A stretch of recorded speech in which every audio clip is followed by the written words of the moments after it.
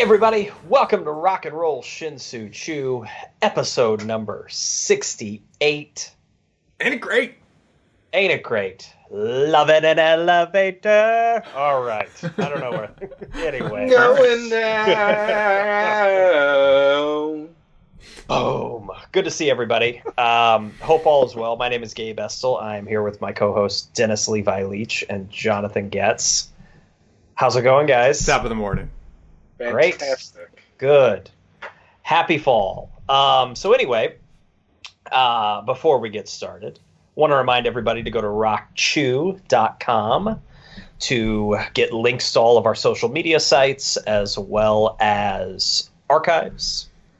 The current episode, this episode will be posted there soon, right? You're probably listening to it if you're anyway. Yeah, right. So sorry, that was kind of meta. Anyway. But yeah, all of our archived episodes are there, so you can check all those out. And please follow us on Instagram and Twitter at RockInChew. That is rock in as in nobody's fault but mine. Anyway. All right. So, yeah, please check us out at Rock Chew, though. You'll be able to link to all things rock and roll Shin-Soo Chew. All right. So tonight, kind of keeping it loose, as you'll probably pick up on. So we're going to talk about the awards. Just recently, in the last couple days, actually, baseball has doled out all of its postseason. Finally. I shouldn't say it's postseason awards. It's season awards. Rookie of the Year, MVP, Cy Young. So we'll talk a little bit about those. And also we're going to talk a little bit about, in celebration of Pink Floyd's new release, the early years, we're talking about hidden tracks. We're talking about a few of those as well. And then also probably just talk about whatever the hell we want. Baseball, rock and roll.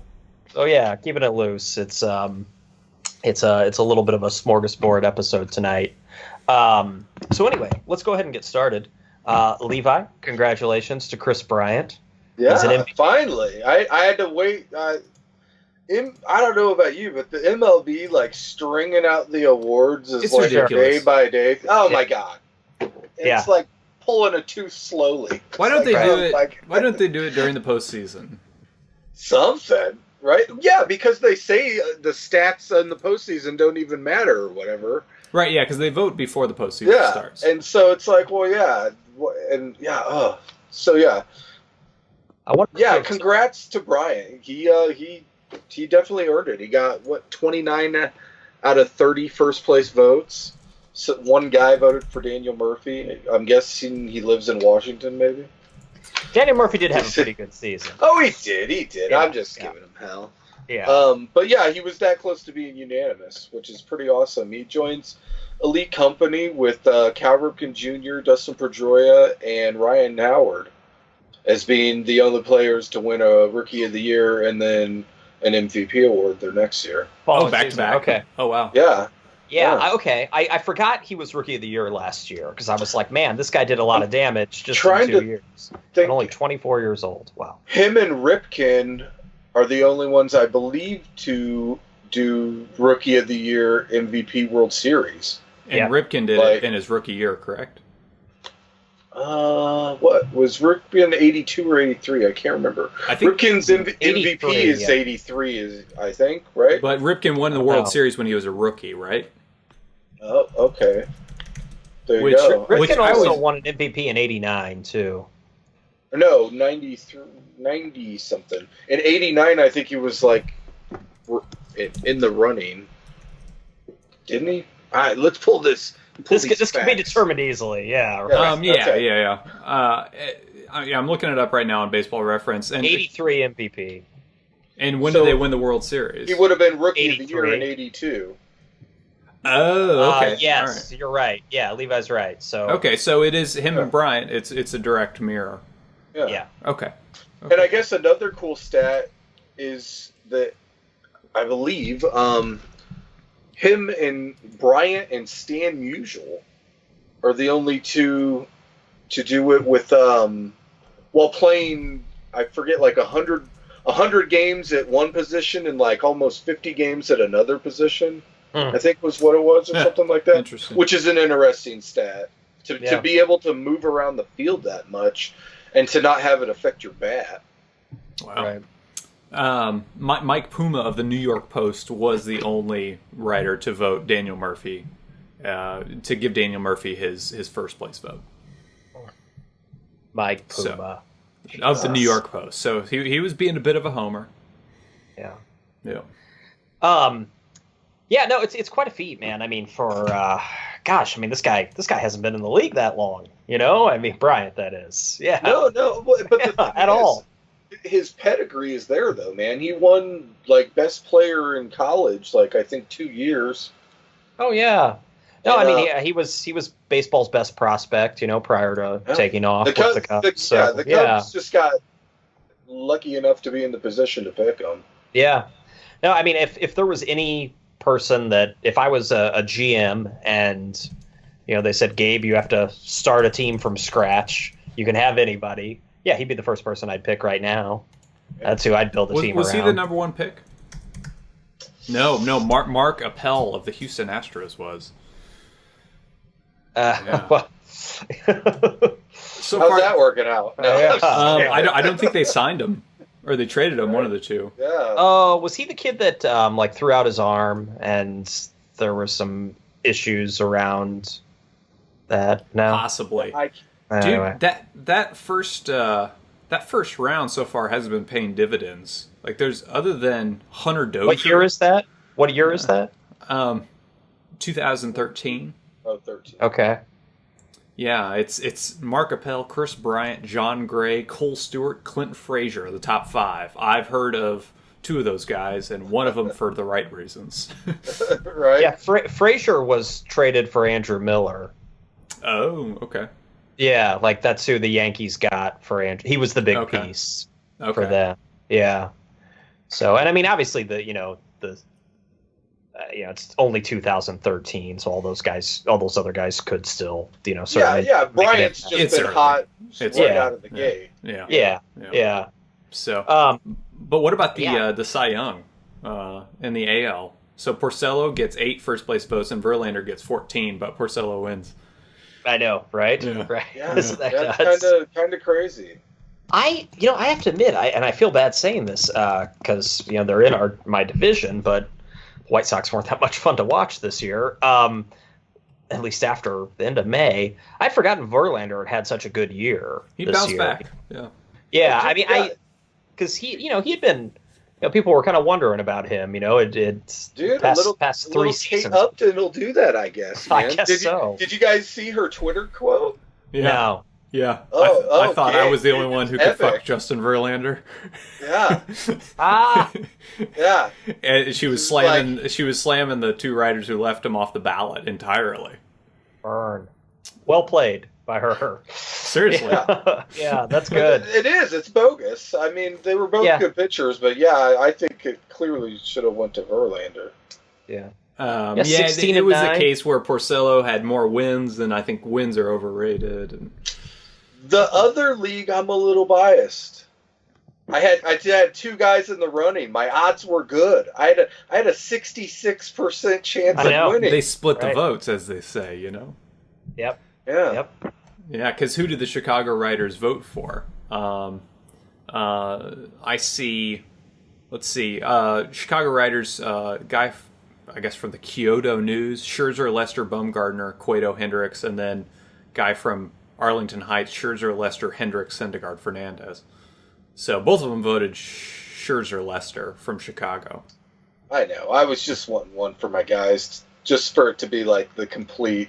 Yeah, it's still quite a feat, man. To have 2 dudes. It was... Well, dude, and we haven't even mentioned Rizzo, Silver Slugger, Gold Glove, and then he wins the Platinum Glove. That's who I picked. If you guys, when we made our predictions at the beginning of the season, that was my MVP pick. Right on. Was Rizzo. I think he finished 4th or 5th. Yeah, he had to been. I haven't looked at. I have to admit, I haven't. Other than the winners, I haven't looked at the list. I think he finished. He's got to be up there. He finished fourth. Yeah. He didn't receive any first place votes, but he finished fourth. Yeah. About all I can say for the White Sox is Chris Sale, 5 consecutive seasons with a top 6 Cy Young finish. Yeah. So. Oh, dude, he's a great pitcher. Oh, it's inarguable. Yeah, he's one of the best. Yeah, It'd but just be nice if your guys' management could like put some more pieces with them. And I think about it every day, Levi. So yeah. Sorry. No worries. No worries. So Kyle Seager won the Rookie of the Year to break the Dodgers' long drought. Corey Seager. I'm sorry, Corey Seager, brother of Kyle Seager. Thank you. Yes. They had gone 20 years without a Rookie of the Year. The Dodgers, who at one point won 4 or 5 consecutive Rookies of the Year, had 4 they had or like 5. Eric Karros and Piazza and Raul Mondesi, Hideo Mondesi. Nomo, and Todd Hollandsworth from 92 to 96, all won Rookies of the Year. They've had like 20 almost. So yeah, Corey Seager getting the Dodgers another one. I didn't realize it had been 20 years. I would assume that they still had a few sprinkled in there. Steve Sachs, Valenzuela, Sutcliffe. I want to and go of course back Jackie and look. Robinson. Those 5 consecutive. Did any of those guys win a World Series? Win a World Series? No. I don't know, but I didn't think so. Dodgers haven't won a World Series since '88. Yeah, When the Kirk Gibson, unless unless Hollandsworth or Nomo were on other teams. Yeah, they could have. Yeah. Yeah. I don't think Piazza ever did. No, he didn't. Mondesi. But he went to a World Series in 2000 with the Mets. Right. Was promptly swept, right? They were swept. I think the Subway Series against the Yankees. Yeah. Yeah. Unless like Nomo was in the bullpen for the Red Sox on one of those teams.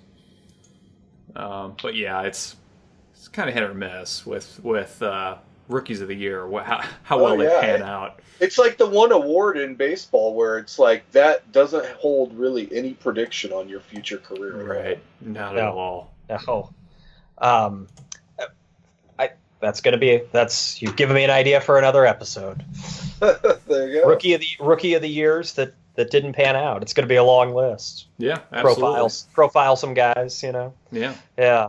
Gardner only lasted that one season with the Cubbies. His arm out. Yeah. Fred Lynn for the Orioles, I think, in the late '80s, right? Yeah.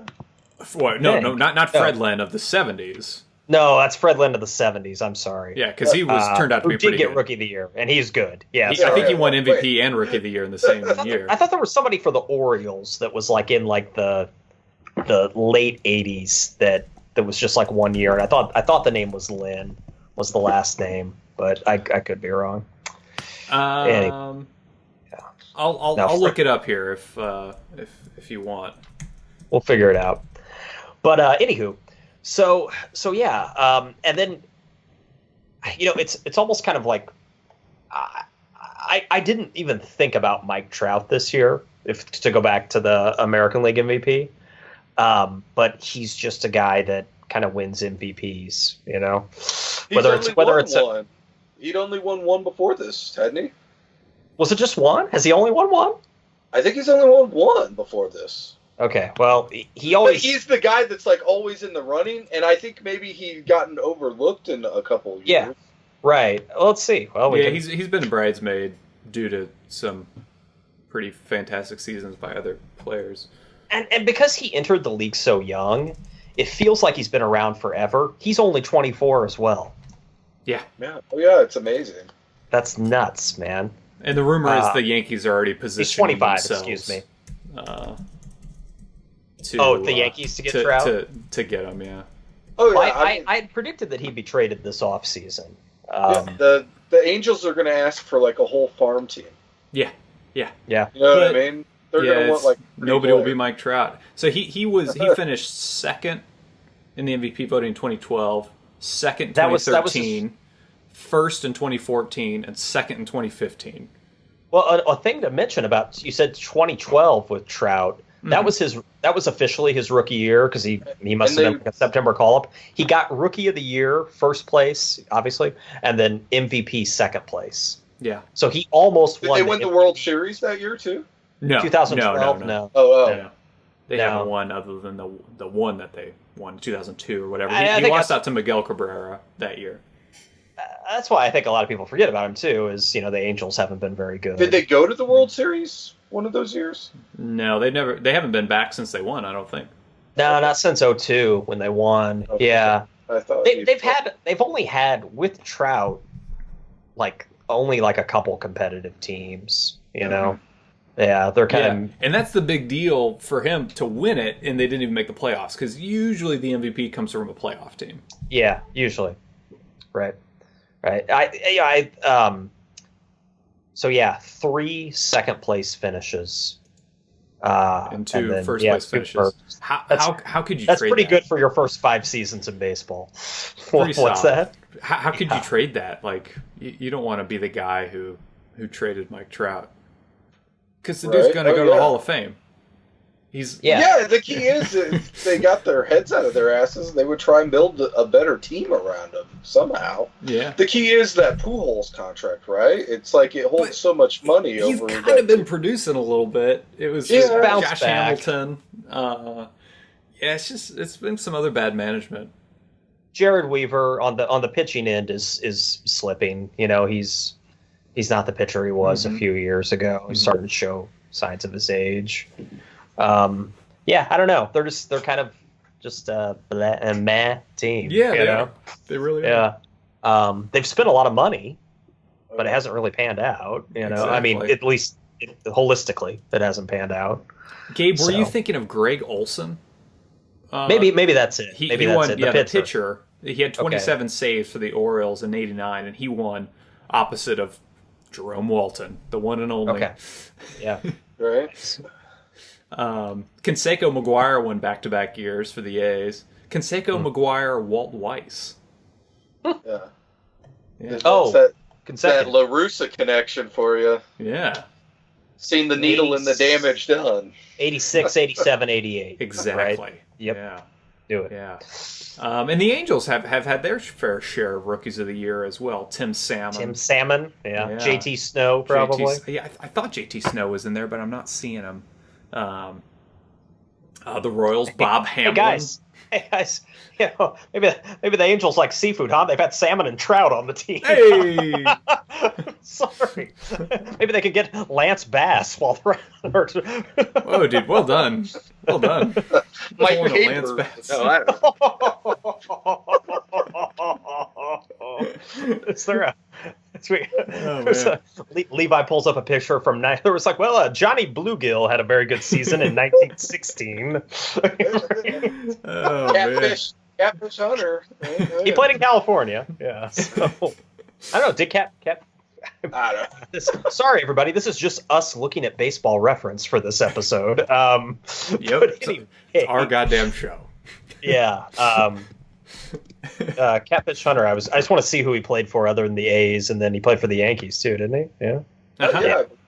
That's it. That's it. Just the A's and the Yankees. Nice.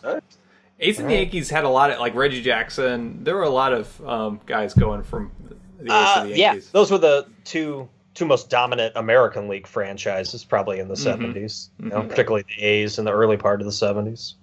Yeah. So. Well, yeah, you guys want to talk a little music, and then if we want to come back to maybe off-season stuff later. Yeah, we will. We will. Yeah, we'll do a little sort of baseball music sandwich. Yeah. That's however we want to build this fucking sandwich. That's kind of what we are. Baseball music Dagwood. That's right.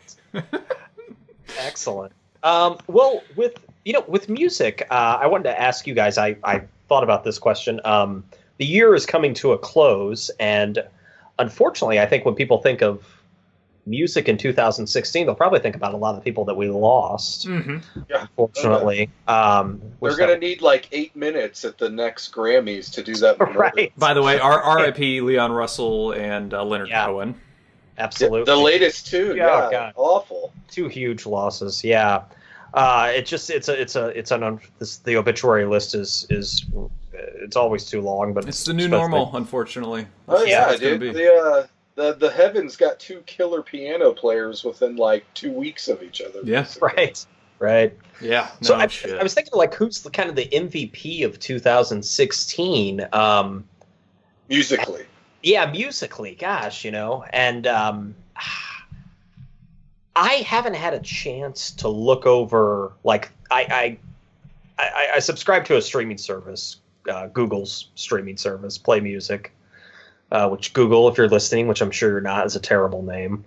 Anyway, and I haven't really had a chance to look over, like, every time I like an album that comes out from this year, I save it to a list, but I haven't looked at the list, compiled it. Yeah, I haven't looked at the list comprehensively. So I'd be curious to see what I've liked this year,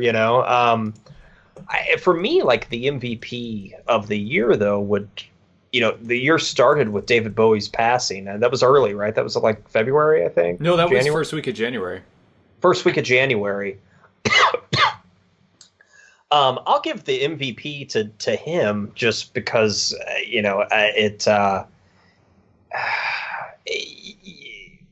once we lose certain people, the world kind of stops for a little bit, and I think that was the case with him. I think people just. No matter what you were doing in your day, no matter if maybe you were a big fan of him or you weren't, or maybe you just knew a couple of his songs, I think it gave everybody pause. And I mean that in a good way. I mean, it's sad that we lost him, but for a second, a lot of people in the human race were, they stopped and they're like, wow, David Bowie was really, really important and really unique, and there was just nobody else like him. And it was especially prescient with the LGBTQ community. Oh yeah. Yeah. That to me that makes him the MVP of this season. It's so tough, man. The Prince too. Yeah. God, Jesus. Dude, it's like it's the. I mean, if we want to do like an NLCS co-MVP. Yeah, there you go. It would be those two guys, man, for sure. Yeah. It has. Yeah, I think you're right. So God, that I'd forgotten. Like so much shitty stuff has happened this year. Dude, It's like I've forgotten. I'm like, fuck, we lost Prince. Jesus. So you're gonna make me feel like an ass for nominating somebody who's alive now. No. For the MVP. I want to talk about two. I'll let you announce yours. I have two that are alive that I want to touch on. That they obviously aren't at the stage of these two gentlemen, Bowie and Prince, but I want to talk about them as well. And I'll talk after you. So yeah, what's yours? Mine is Sturgill Simpson. Oh yeah, good choice. He released an album this year, and that. I was listening. I remember hearing the first single off of it, and I thought, "Oh, this is a Sturgill Simpson roots country song." And then all of a sudden, it turned into like a Pink Floyd song, and I thought that was pretty adventurous. And I listened to the album several times after it came out, and A Sailor's Guide to Earth is the name of the album, and I realized how. Yeah, this is really good. And then I was fortunate enough to be able to see him live here in Kansas City at the Midland Theater a couple weeks ago. And see his performance was not disappointing. It's a very low-key stage setup and lights and everything. And he comes out just... There's a lot of arrows in this set. Just going from one song to the next, and at one point, it's obviously Waylon Jennings, and at the next point, as Betsy put it, you think like Parliament Funkadelics coming out. It gets kicked up a notch and over a genre or two. I believe I've dubbed him Marty McFly because Sturgill Simpson is from both the past and the future at the same time, and that's why he's my MVP. Nice. Good choice. Yeah. One of the ones I was going to mention was an up-and-coming artist, and his name's Marcus King. And he has an album that just came out in October called the Marcus King Band, and it's produced by Warren Haynes. And Marcus looks like he just came off the 1974 Marshall Tucker Band tour bus. He's got the long hair. He's got the hat with it's got the geode or whatever with like the feathers and stuff. He's the Bocephus style. Yeah. He's got the look and he's got the sound and the talent, man. It's know, it's like a bluesy, southern, rocky, jazzy vibe, which is kind of Marshall Tucker Band, if you think about it a little. Like hillbilly jazz, you know what I mean? And so look out for that. It's a good guy who's up and coming. And then like in just the last couple of weeks, someone who got into the running for being one of my favorites of 2016 is the old stalwart Metallica. Their new album rocks, and I don't know if you guys have heard any of it. I haven't heard it yet, no. On YouTube, they've made videos for, I think, almost every song already. That's cool. And, it's awesome. Yeah, it's heavy. Parts of it sounds like old Metallica. Parts of it sounds like, obviously, new Metallica. It's I think it's spanned over 2 discs. It's really good, man. I was impressed. Right on. Nice. Cool. Good deal. So Bowie, Sturgill Simpson, Metallica, and Marcus King. We got him in for Prince. Prince, too. And Marcus King as well. Yeah. Marcus King, nice. Maybe he's Rookie of the Year, huh? Yeah, maybe I'll be Marcus the Rookie. Cool. Good deal. It's been an important but tragic year. In terms of music and some other areas. Cough, November 8th. Anyway, so... I just sat and listened to November Rain in silence. No, I couldn't resist. Right. But anyway, on to greener pastures. Yeah, for sure. Or pinker pastures. Yeah, right. Yeah, That's your segue. That's your segue. Pinker pastures. Pink Floyd. Pink Floyd's new release, and when I say that, not new music, but the early years, contained, and Jonathan told me this, it's got a remastered version of Metal. Buried in the Blu-ray. Very cool. Yeah. It's on the Blu-ray.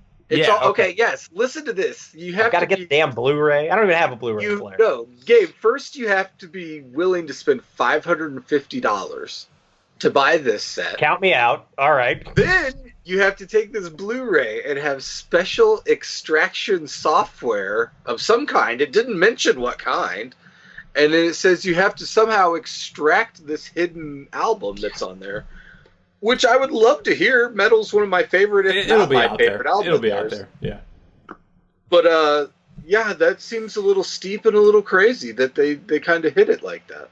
So it's Metal, or it's songs like outtakes from Metal? I believe it's the remastered version of Metal. Right. Okay. Right. Okay. Right. All right. I think it's adventurous that they hid it in there like that. That, like, it's not even an Easter egg per se, where you kind of you remote it around on the menus for a while and find something. You literally have to put this into a ripper, I assume, and rip it to your computer, which a lot of people don't even have like a Blu-ray drive for their computer, probably. Yeah. Right. And then I imagine some extraction software like Handbrake or something might get it out of it. But that's impressive that somebody found it and that they even hid it. We've come a long way from hidden tracks. The simple that got us thinking wait about a minute. hidden tracks, right? So thinking about some of rock's best hidden tracks. I mean, the first CD I ever bought, Pearl Jam's 10, has a hidden track on it. Master Slave. Yeah, right at the end. Right. Which is a continuation of the intro. Everybody knows about that. That was done nicely. Yeah, but that's just one where you wait a minute after release is finished playing, and it starts to play. There are some that it's crazy. Like, I forget. Oh, is it one of the Beck ones, maybe? Or it might be with the Deftones. But one of them, there's I think almost 30 minutes of silence. It's how did they fit all that onto the disc? I know. You know what I mean? It's who was the first person that just, they were doing their laundry or something and had the Deftones going and then just forgot about it. And then 30 minutes later, they're like, what is this song? Yeah, people. Yeah. Train in Vain's probably the most famous hidden track. That's the one I was going to highlight. It's got to be the highest. I'm sorry, I didn't mean to take it from you there. No, you're fine, dude. It's got to be the highest charting one. You know what I mean? Mm-hmm. Sure. The highest charting hidden track ever. Yeah. Yeah, I mean, it's one of the most popular songs, I mean, so, yeah. I remember that the day I found the one on Blind Melon Soup, which is, you have to, I don't even know how I found it. Maybe I just heard about it, where you start to play the first track and then you hit rewind at the beginning of the first track and it goes into like this negative space at the beginning of the track. And so apparently this is called pre-gap as opposed to post-gap maybe, which is at the end of the last track. And so I was reading on Wikipedia about there's tons of pre-gap tracks out there, including, there's one on a Nine Inch Nails album where you cursor over to track 5 and then you start to rewind from track 5. And there's a hidden track in between tracks 4 and 5. And it's blowing my mind that this is a thing. Yeah. So I think I have that Nine Inch Nails CD that they mentioned. Shout out to Blind Melon Soup getting re-released finally on vinyl again the first week of December. All you melon heads out there, pick it up on vinyl because it's been $200 to $300 for about the last 20 years. If you even can find a copy of it on vinyl. Wow. Yeah. Guys, you know what's probably my favorite hidden track now that I think about it? On Stone Temple Pilots' Purple, the second album. Yes. 12 Gracious Melodies. That's a good one. That's my favorite. Yeah. Yeah, it's that Kitchenware and Candy Bars is the last tune. And wait a little bit. And, Pearl Jam did a few. My favorite's off of Yield. It's a track, I guess, known as Hummus. It's kind of got like an Eastern European feel to it. Yeah, right. And then they all shout Hummus at different intervals. Mudhoney did a really good one off of Tomorrow Hit Today. It's about Randy Tate, who is a Washington congressman who joined like the Christian Coalition. Mark Arm is not kind to Randy Tate in the in the hidden track on there. Yeah. You can imagine. Alice in Chains has a really obnoxious one on the end of Sap. A lot of fart noises. And one of my favorites, Government Mule, Life Before Insanity, If I Had Possession Over Judgment Day, is a hidden track on there. Those are some of my favorites. Summer Teeth by Wilco. It's got hidden tracks. Candy Floss, right? Candy Flosses. Yep. Yeah, and then it's got that alternate version of Shot in the Arm. That's right. Yeah. It's got 2 hidden tracks. It does, because it goes, it's funny because that's a different one where it tracks, like all of a sudden if you're watching it on your disc player, it'll go like tracks 45, 46, 47, 48, 49. Each one's only a second long. I think that's the only one that I have that's like that. I think I had one of those where it almost took it to track 99. Right. Is it Nirvana that way? On Nevermind? I think you're right. Yeah, there you go. Yeah, I remember. After Something in the Way, there's. Yeah, Nevermind's got the hidden track. Yeah. Right. So it was big among early '90s bands, or well, you know what I mean. No, you're right. Yeah, it was. I think that's when it hit its peak. Was that? I mean, is there stuff on a lot of vinyl? It's hard to hide things on vinyl. Dude, the biggest one is obviously The Clash, and how that even happened supposedly was it wasn't meant to be hidden. Just all the records and labels got printed wrong. And so before the episode, I went and pulled my copy, and sure enough, it's not anywhere listed on the jacket or the label, but on the last record, side 4, if you look, and it says it has 4 tracks, but there's clearly a fifth track at the end, which is Train in Vain. The unintentional hidden track. All right. Yeah, it's just a snafu. Wow. Yeah. But although didn't Jack White, didn't he release a record that had a hidden track on the in? What did you have to do to access it? Yeah, was it that Lazarus record or something like that? I believe, yes, that's it. That record, I guess, has all kinds of different tricks and bells and whistles. Right. He took it to another level with vinyl. Like hidden tracks in between different, like depending on where you put the needle on the right. Yeah, where you start the needle. Yeah. Yeah, and then there was that record has a hologram, I think, of like an angel or something, and when it spins, it looks like the angel's wings, I think, are moving. It's crazy stuff. Yeah, he's pushed it to the edge as far as vinyl is concerned. But now you can't do this with streaming music. It's actually ironic because a lot of times they won't even offer that last track if it's like 30 minutes long. They won't even offer that as part of the album. You can't even listen to the track that is actually the beginning of it in order to get to the end of it. So it's funny how that's adapted or hasn't adapted to this new. We got to mention Beck too. Beck had a string of records that had hidden tracks on them. Mellow Gold. You mentioned Mutations and Midnight Vulture. Yeah. Yeah. Mellow Gold. I remember I was over at my buddies and we were playing that, and all of a sudden it's just like it's a lot of like, and he's like, dude, what's wrong with my stereo? The CD's breaking my stereo. It's like, I don't know, man. It's Beck. Yeah, it's fun because a lot of them are kind of tongue in cheek sometimes, and or they're jokey, it's cool. They usually are, yeah. Hence the Stone Temple Pilots example I gave. Yeah, that Stone Temple Pilots is a good one. That's a fun one. Yeah, that might be that takes the cake for me. Yeah. Cool. Well, before we go, guys, Levi, let's go back to baseball and then we'll wrap it up. Off-season wants or off-season questions, needs, like off-season first thoughts. Yeah, first thoughts. Let's put it that way. Call this off-season first. This is all still off-season is still pretty fresh. Yeah. So and a few people have already gone places. A few free agents have been signed. It happens quick. Yeah, it does. It does. I saw that Josh Reddick just got signed today by the Astros. So anyway, for off-season thoughts for me, is which one of our kind of core guys is going to be traded.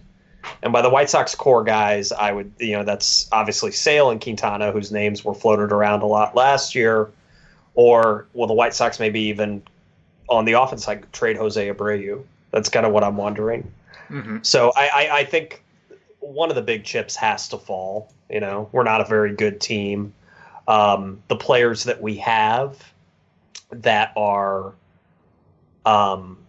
would be like better short-term solutions for teams. Like when I say that, I mean people like Todd Frazier and Melky Cabrera and maybe David Robertson, our closer. Kind of high-priced guys that only have like a year left or 2 years left on the deal. Those guys I don't think they're going to yield that much in return. Whereas, if we trade Sale, it's like, we're cleaning out the top of a team's farm system, I mean, and you could almost say the same thing for Jose Quintana too, I think, who's very quietly been one of the American League's best pitchers over the last 3 or 4 seasons.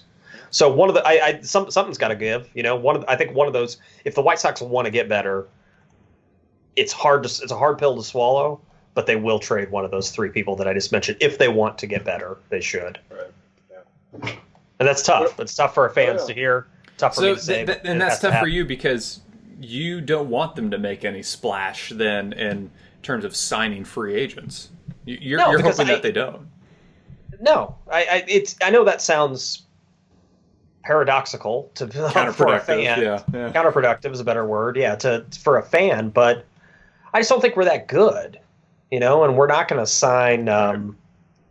But we're not like going to go out and get Jose Bautista or something, I mean, it's just well, yeah, it's not like gonna happen. I mean, yeah, I'm not even sure 2 or 3 major signings could possibly be there. Yeah, and it's it's not that great of a free agent class this year either, really. And that was the kind of the Cubs thing. They were saying that they kind of doubled down on last season's offseason because they had the foresight to see that this year wasn't going to have as much. Yeah, and it does. Yeah, so one of those guys has to go.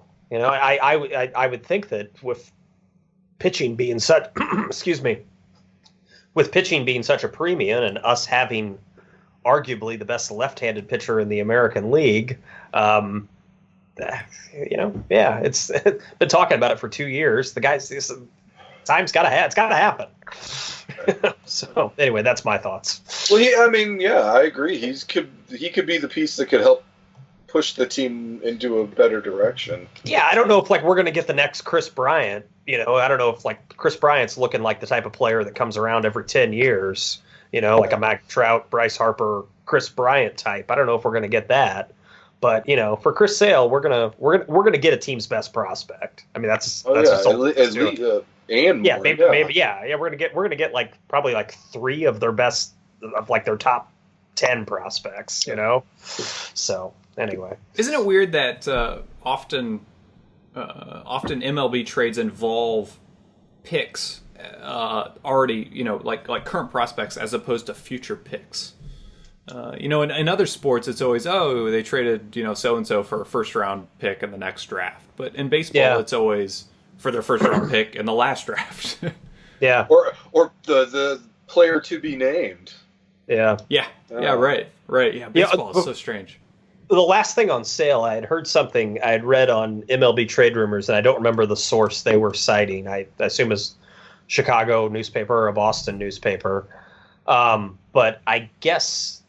Sale's name came up a lot in trade rumors last year, 2016 season, and Boston was one of the teams. I guess it was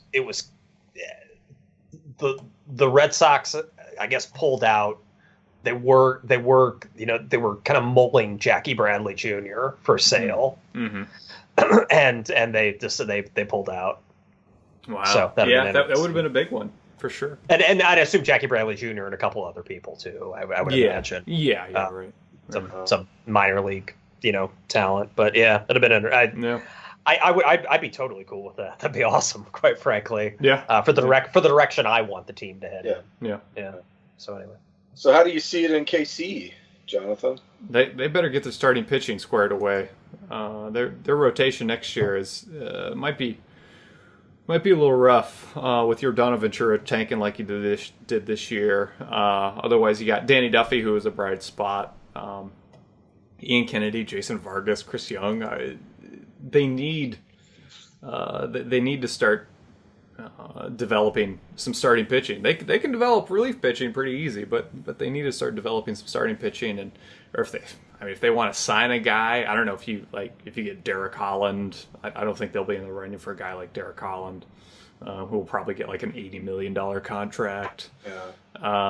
He'll benefit from it being a weak class. Oh yeah, a lot of guys are. Yeah. Otherwise, Jason Hamill, Ivan Nova, Jared Weaver, I guess, is a free agent. Oh, is he a free agent? Okay, that's what it lists here. Yeah, on MLB trade rumors, he is. It's going to be tough for the Royals starting pitching next year, and obviously a lot hinges on that. So, Hamill's going to get paid. Yeah. I mean, how many teams do you know of that decline an option on a guy who won 15 games? Right, crazy. Right. Yeah, crazy. And why not take the option and just try to trade him? That's the real fascinating part. Yeah, that's what I would have done too. Honestly, the way he pitched towards the last half of the year, and over what I've seen of him as a Cub, his second half stats aren't that impressive. I think honestly it was kind of like a good guy move for the Cubs, just to be like, hey, dude, we're gonna decline your option, and now you're gonna get paid. You know what I mean? Yeah, you're gonna get paid like a 15. You're gonna get paid like a 15-game winner, and I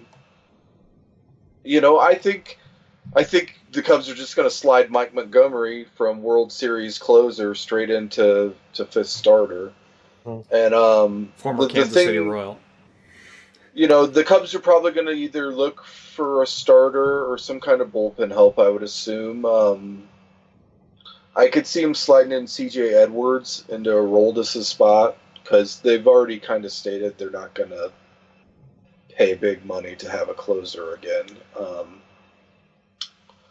And the So, pressure's no, kind I of mean- off too, you know. I mean, Yeah, you want to win another World Series, but you know, it's not as pressing as it was a year ago. So Yeah. I could see why they wouldn't re-sign and Chapman. C.J. Edwards, I mean, pitched lights out for us pretty much Yeah. all year. Which, I mean, he could just as easily give up a game-tying home run in the 8th inning of the Game Yeah, 7 of the World Series. Like a It's kind of anybody's interesting wrinkle, an interesting wrinkle in the whole story is Montero, and he was like upset with how he was kind of used in the playoffs, is kind of like And that he wasn't. third wheel, right? Yeah, and so I'm not sure how long he'll be with us. So they could possibly be looking for a veteran catcher. Well, yeah, they've had a glut of catchers for a couple of years Yeah. now. Yeah. With Montero, I don't know how many years are left on the deal. Probably not many, right? Maybe just one. Maybe just one more year. Yeah, I can't on the remember. deal. Yeah, he could probably get traded. He's kind of a high salary for the limited amount of playing time that he now has, or that he had in 16. But yeah, we'll see. Well, yeah, I mean, no one knew what Wilson Contreras was going to do when we called him Yeah. up, and Right. he hit a home run in his first at bat, and then never looked back. Yeah. No, that's your future there, and I mean, But he's Yeah. like 27 or something. Well, and I was hoping that maybe David Ross would have kind of put into Montero that mentality of, dude, you're the veteran catcher now. You know what I mean? You're not Right. going to play every day. yeah. Like you're going to be the chiseled veteran catcher, and that's a valuable thing to have on any team. You know what I mean? Mhm. I was hoping he would just adopt that role a little bit more instead of the like, I'm mad I didn't get playing time kind of a role. But Yeah. the one place that the Cubs obviously are going to have to find something or do something is center field, because Dexter Fowler is, I would assume, 99.9% not coming back. He's going to He's get paid. That's a guy that's going to get He's some going money. to get paid, and he's also going to get paid because of the weak year as well. I mean, he put up good numbers, and he's part of an off season in which there's not tons of talent. Right. And I don't want to call it too early, but it's like, hey, is he chasing paper or is he chasing championships? You know what I mean? I don't know. He's got a championship. He's sounds like he's chasing a long-term contract, which he didn't get last year. So, I mean, if the dude wants a 4 or 5 year contract, I get it. Oh yeah. Yeah. Yeah. But dude, the offseason, the free agents, I mean, the Cubs were kind of stacked at outfield this past season, like with Soler and Zobrist playing out there, and then Hayward, and we have Almora. But the free agents the Cubs could possibly get for center field would be John Jay, Coco Kris, Michael Bourne. Those guys are all available. What about Rajay Davis, though? That way you ensure he does not tie up Game 7 next year. Right? Because he's available. See him hit some home runs maybe at Wrigley. See, Guys, I knew he was good. I knew that he had become kind of a star player this year, but I didn't. Justin Turner is the number one free agent on MLB.com's list. Wow. Yeah. He's above Cespedes. They're basing this on WAR. So strictly, I take. Let me. That's an important. that's note. the stipulation. Yeah. So it's based entirely on WAR here for this list. So this is kind of a little bit of a not your typical list. But yeah, he's number one based on WAR. So He's already 31, though. Yeah, Man, right. What a bad free agent class. With all due respect, but Yeah. Ouch. Edwin Encarnacion is already 30. He'll be 30. How He's already old 33. is Cespedes? Cespedes is 30. Yeah. Yeah, he's 30.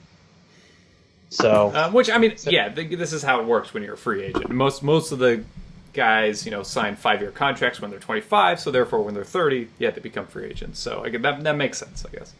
yeah, But yeah, Turner last year hit 275, 27, and 90. which was his best year by far. But at an 832 OPS, he's like, he's good. He's not awesome. He's good. Yeah.